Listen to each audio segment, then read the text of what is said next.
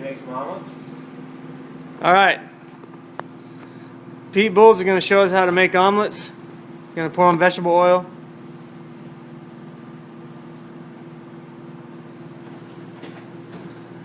As you're making your omelets, you want to be kind of heavy on the vegetable oil toward the beginning of the process. And then once your griddle gets nice and saturated with the oil, you'll be able to put less and less. We have tried using pan spray and it was not successful. Alright, here is the eggs. We put a 72-ounce pitcher. And a 72-ounce pitcher is going to make 4 omelets. You can see there's different techniques to pour. But you'll see Pete pouring these omelets.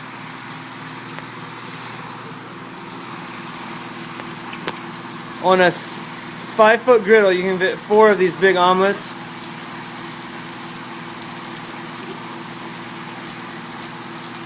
One thing you have to do is you got to watch if you do get the omelet too close to the edge, to get your spatula before it starts to drip, and just give it a little love tap. All right.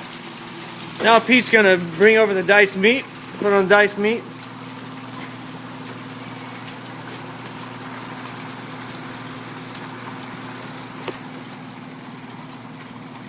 All right, he's gonna get our blend of cheddar and mozzarella cheese or provolone. Anything. We just put a little white cheese for a little added color, which really comes in on the garnishing. You'll see in a minute. All right, now it's time to start folding the omelets. Now this part is really fun, and honestly, it's not that hard. By the week 2 of our session, I have summer staff and maybe an intern, but usually just summer staff making these omelets all by themselves. So if you're looking at this process going, yeah, but that's just too hard. Well, my summer staff can do it, so can you. When he's flipping the omelets, he's kind of thinking, okay, I want the omelets to be just the size so they fill up the whole platter. So when you're folding it, you don't want to go huge and just fold it, all the way in. You want to go, okay, I want these to look really good on the platter, fill up the platter, the surface area. So now he's got these beautiful omelets, and he's going to bring them over and put them on his plates. Now this is the part where you got to have a couple spatulas, because the omelets are, pretty huge. The less distance you have to go, the better. Right now we have kind of a distance, but look at that. It's a nice full omelet on a platter. There you go.